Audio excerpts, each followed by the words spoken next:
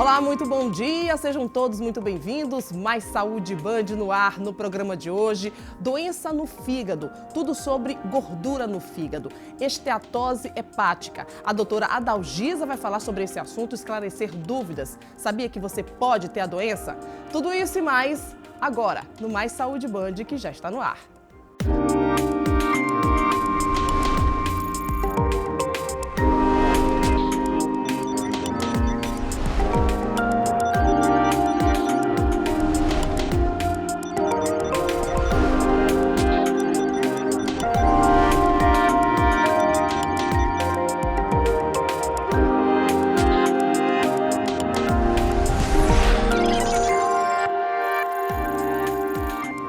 E para falar sobre doença no fígado, gordura no fígado, será que você tem? Para falar sobre esse assunto, a doutora Adalgisa Ferreira, ela que é hepatologista. Muito obrigada, então, por aceitar o convite, tirar dúvida, então, do Mais Saúde Band. Muito bom dia. Bom dia a todos. E, começando, então, qualquer pessoa pode ter a gordura no fígado e não saber? A maioria tem gordura no fígado e não sabe que tem, porque é uma doença completamente assintomática. E nós estamos vivendo, na verdade, hoje uma epidemia dessa doença. A cada 3 pessoas no Brasil, uma tem. Então, é muito frequente. É uma doença que, na maioria das vezes, não vai dar grandes problemas, mas tem uma proporção elevada que vai evoluir para cirrose hepática e até o câncer de fígado. Como saber, então? Tem algum sintoma? Não tem sintoma? Ou então, visualmente, é possível a pessoa ter a doença sem saber? Sim, na maioria das vezes. A maioria das vezes a pessoa não sabe que tem. Agora, existem fatores que são associados, mais frequentes. Então, o indivíduo que tem sobrepeso, o indivíduo que é obeso, o indivíduo que tem diabetes, o indivíduo que é inativo, esse indivíduo tem muito mais chance de ter esteatose. Então, assim, esses são os indivíduos de risco. Nós temos indivíduos com esteatose, que é a gordura no fígado, o nome científico é esteatose hepática, que são magros, que não têm diabetes, que aí o indivíduo tem, na verdade, a situação dele é que ele é geneticamente predisposto, então tem na família. Claro que essa obesidade que tem, essa esteatose que tem relação com sobrepeso, obesidade, diabetes, ela também tem um componente genético. Mas quando o indivíduo é magro e tem esteatose hepática, o componente genético dele é muito mais importante. Então, esse indivíduo precisa. Como é que você vai saber que tem esteatose? Se você tiver história familiar, tem esses dados que eu falei antes, é obeso, tem sobrepeso, é diabético, esse indivíduo ele deve procurar a consulta médica para que seja avaliada. Há uma avaliação simples, que é o exame de imagem, ultrassonografia, que é um exame simples, que define se tem esteatose. A partir daí, em tendo esteatose, existem testes simples que usam exames de laboratório para avaliar se aquela esteatose está no risco. Se o indivíduo com aquela esteatose tem risco de evoluir para cicatriz, que é a fibrose, daí para cirrose hepática, daí até ao câncer de fígado. Porque nós nos acostumamos a falar de cirrose hepática só para quem bebe. Uhum. Então, se o indivíduo não bebe, diz, olha, você tem cirrose, mas eu nunca bebi. Não. Então, hoje, esteatose hepática já é a causa mais frequente de doença crônica do fígado no mundo. Em alguns países do mundo, já é a principal causa de transplante de fígado. Doutora, a partir de quantos anos a pessoa já pode ter esteatose hepática? Esteatose hepática, ela pode estar em qualquer idade. Vem aumentando a frequência nas crianças e adolescentes. Crianças e adolescentes. Porque a relação maior é com sobrepeso, obesidade, alimentação desregulada, alimentação que não é saudável, falta de atividade física. O que a gente está vendo com nossas crianças e nossos adolescentes? Diminuindo muito, televisão não, jogando. Tela, diminuindo muito a atividade física, ingerindo muita alimentação processada, ultraprocessado, fazendo uma alimentação com excesso de calorias e que não vai gastar. Então, esse excesso de calorias, porque não é a gordura que faz esteatose hepática, é a sobrecarga de alimento, que pode ser tanto de gordura quanto também de carboidrato. Pão, macarrão, biscoito, essas substâncias elas são transformadas no organismo. Se você não usa, você não gasta, ela vai ser transformada em gordura e deposita no fígado. Isso também vale para os adultos? Para todo mundo, de qualquer idade. Doutora, e como tratar, então, a senhora já falou aqui, mas vamos esmiuçar um pouquinho em relação ao tratamento. Primeiro, a alimentação. Certo. Então, assim, a gordura, até o momento, nós temos muito pouca opção de tratamento específico para a doença, para a gordura no fígado. Muito pouco. Então, assim, liberados para isto. Nós temos outros medicamentos que podem ajudar a resolver. Mas o tratamento, o melhor tratamento para essa doença é perder peso, mudar hábitos. Atividade física, esse é o tratamento. É um tratamento que, além de melhorar a doença do fígado, vai melhorar todo o resto. Tudo. Porque, na verdade, a gordura do fígado, ela não é sozinha. Ela faz parte de uma síndrome geral, que envolve a dificuldade de lidar com carboidrato, levando a diabetes. Ela tem uma relação com o depósito de gordura nos vasos, levando a infarto, AVC. É uma síndrome geral. Então, no fígado é uma manifestação de uma doença sistêmica, comprometendo o fígado. Mas, na verdade, não é uma doença só do fígado, é uma doença chamada síndrome metabólica. E envolve todo o organismo, todas essas situações. Então, o tratamento da esteatose, mudando hábitos de alimentação, atividade física, vai melhorar tudo. E outra coisa, prevenindo até alguns cânceres que são muito mais frequentemente associados, não só o do fígado, com essa doença que é sistêmica. Aumenta a incidência do câncer de mama, aumenta a incidência do câncer de cólon, de intestino. São doenças que são mais comuns em quem tem sobrepeso ou obesidade, que faz parte do quadro. A senhora falou que a gente tem, no mundo, 3 pessoas... A cada 3, uma tem. Uma tem. Mas isso em relação à obesidade ou está relacionado também à questão hereditária? Então, está relacionado à esteatose hepática. Sim. E a obesidade é mais ou menos a mesma coisa. Sim, senhora. Porque elas andam juntas, né? Sim. Então, é claro que a gente ainda tem uma proporção de indivíduos que não tem obesidade, que não tem diabetes e que tem esteatose. Porque aí o componente genético dele é mais importante na produção. E temos muitos nesses casos? Não, a frequência é muito menor. Menor. A frequência maior é desse indivíduo com sobrepeso, com obesidade, com diabetes. Doutora, quem está em casa, ele não sabe por onde começar, ele acha que pode ter, qual pessoa, qual profissional, por onde ele entra? Sim, ele deve entrar, por exemplo, vamos imaginar um diabético com sobrepeso, porque a frequência é muito elevada de diabetes.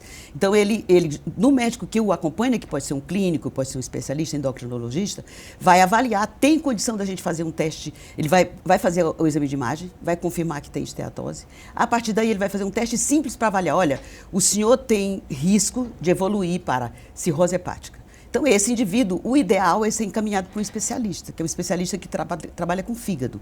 Mas para fazer o rastreamento, a identificação inicial, qualquer médico clínico, endocrinologista, cardiologista, porque os cardiologistas atendem muito esses indivíduos, porque eles são os indivíduos de maior risco também de doença cardiovascular. Então, qualquer especialista nessa área, até o clínico da saúde da família, o ideal é o médico da saúde da família, o médico da atenção básica, da UBS. Eu tenho sobrepeso, tenho obesidade, tenho problema de colesterol, tenho problema de triglicerídeo, tenho sobrepeso e diabetes. Esse indivíduo obrigatoriamente tem que ser rastreado para a doença do fígado. Porque nós temos medicamentos que controlam o diabetes, controla o lipídio, quer dizer, o colesterol, controla a hipertensão arterial, que faz parte também do mesmo quadro. E o fígado não tem remédio. E aí o fígado vai indo. Aí você chega num momento que o indivíduo estava bem, mais ou menos controlado, não controlado, mas ele estava fazendo o tratamento para aquelas doenças e aparece a descompensação da doença hepática, porque ela não dá sinal.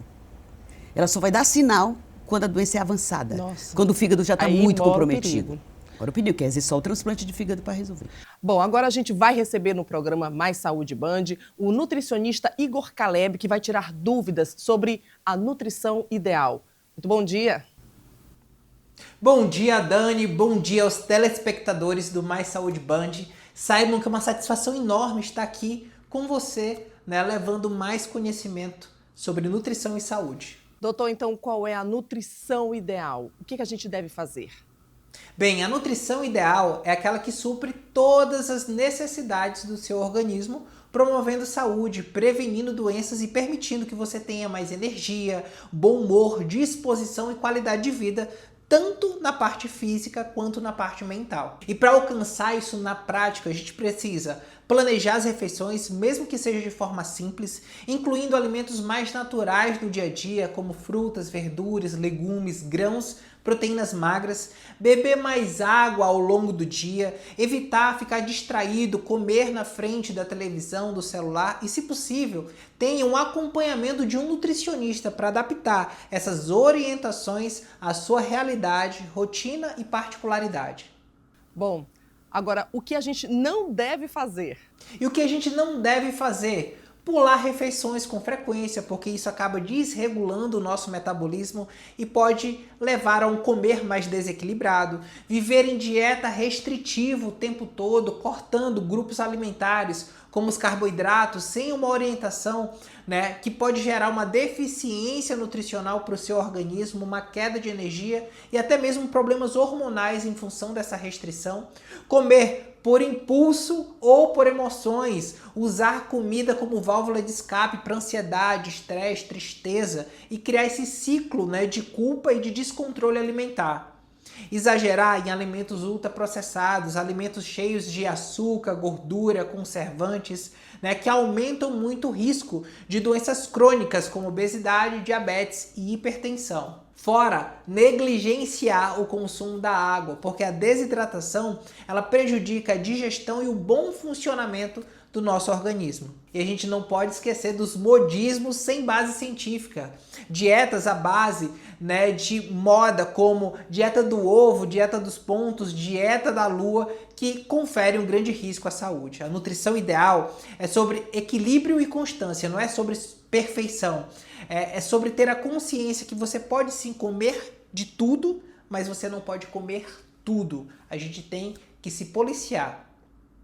Vamos então agora ao passo a passo. A gente logo no início, da manhã, por exemplo, até o final do dia. Quais são então as dicas que o senhor pode trazer aqui no programa Mais Saúde Band? Para o café da manhã, a gente pode incluir fontes de proteína como ovo, frango, whey, carboidratos como pão integral, cuscuz, aveia, banana. Para beber um cafezinho ou um chá sem açúcar e um pouquinho de leite se necessário. No meio da manhã, por vezes, nem precisa ter o lanche, mas se sentir uma certa fome, você pode consumir uma porção de fruta associada a um iogurte natural.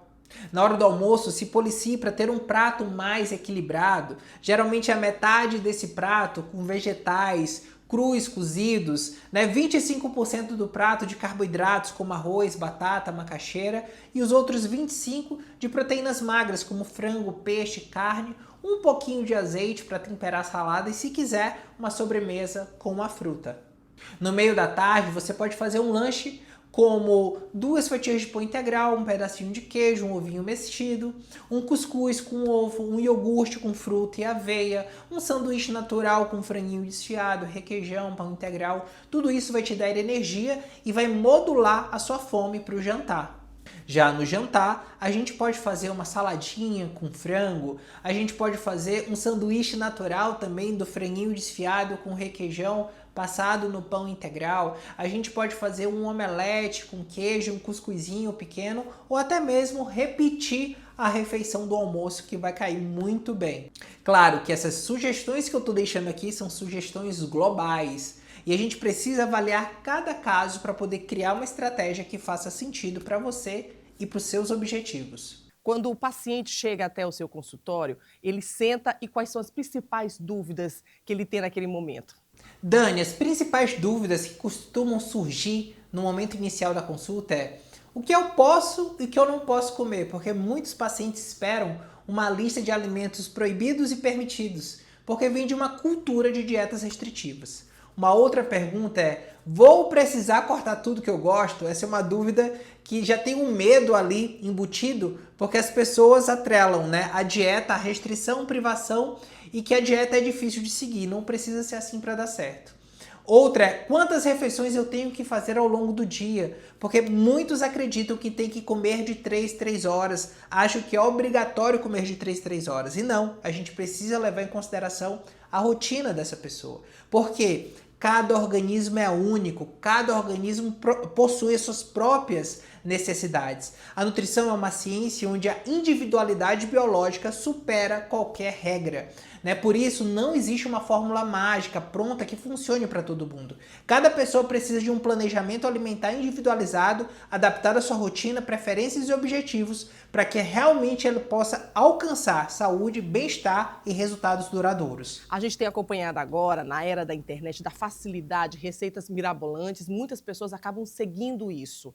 Quais são, então, os cuidados, os perigos que moram, então, nessas receitas milagrosas? Na maioria dos casos, essas receitas milagrosas, né, não levam a lugar nenhum. E pior, muitas vezes acabam agravando a situação, pois nos afastam do verdadeiro objetivo.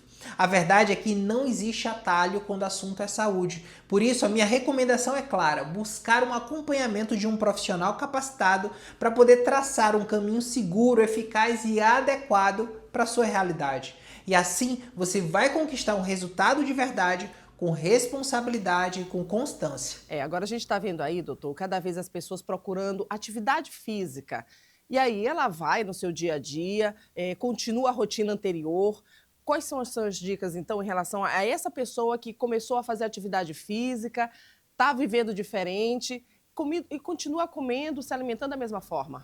Já a atividade física é fundamental, sim, mas não é o fator determinante no processo de emagrecimento. Isso porque, na maioria dos casos, é muito difícil gerar um déficit calórico apenas com treino, especialmente se o indivíduo ainda não tem um bom condicionamento físico. A verdade é simples: não dá para emagrecer mantendo os mesmos comportamentos que te fizeram engordar. O exercício, ele ajuda, mas sozinho não é o suficiente. É preciso ajustar a alimentação, os hábitos diários e a mentalidade para poder atingir um resultado de forma consistente e duradoura. Muito bem.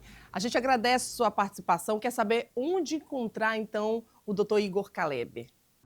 Dani, muito obrigado pelo teu convite. Estamos aqui à disposição.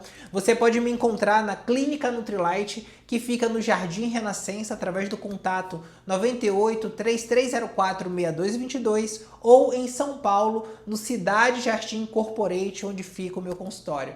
Muito obrigado, até a próxima e estamos juntos. Viu só? Alimentação saudável é o ideal. A gente vai fazer um intervalo, daqui a pouco a gente volta. A gente está aqui com a doutora Adalgisa falando pra gente sobre doenças no fígado, especificamente gordura no fígado. A gente volta já já.